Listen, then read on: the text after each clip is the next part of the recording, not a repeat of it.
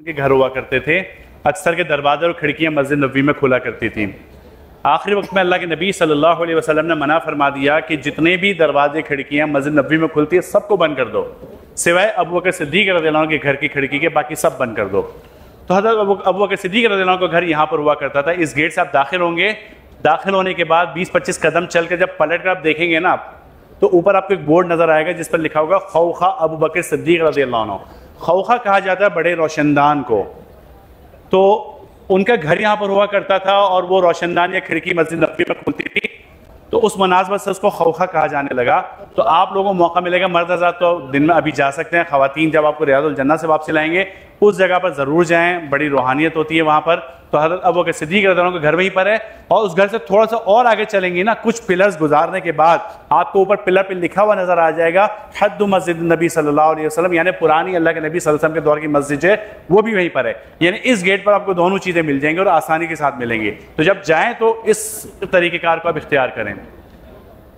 और आप लोगों को एक चीज़ और मिलेगी, चूँकि आपके लिए कनातें लगा दी जाती हैं यहाँ पर, तो रियाजुल जन्नह में एक है जगह जिसको कहा जाता है अस्हाबे सुफ़ा का चबूतरा।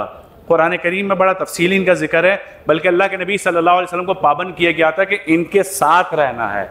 वो दिन भर इल्म हदीस सीखते थे, कुरान सीखते थे, और उनकी खाने पीने की जिम्मेदारी बाकी साहबा किराम अलैहिम रिज़वान के पास थी।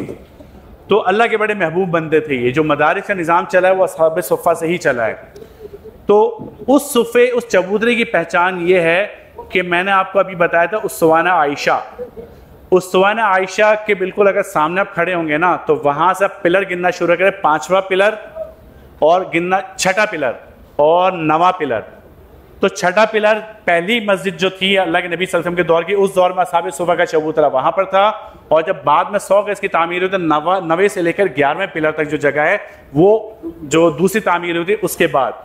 मर्द हज़रात की आसान पहचान ये है कि जब ख़वातीन का वक्त ख़त्म हो जाता है रियाजुल जन्नह का वहाँ कनात लगा दी जाती है, उस कनात के बिल्कुल साथ वाला, जिसमें हम रियाजुल जन्नह के अलावा भी जाकर बैठ सकते हैं। आम वक्त में वहाँ पर बैठना चाहिए, इल्म की बरक़ात है उस वक्त की। आज भी उलमा किराम वहाँ पर बैठा करते हैं, तो आपको मौका मिले उस जगह पर भी आप लोग ज़रूर जाएँ। अब ख़वातीन जो है वो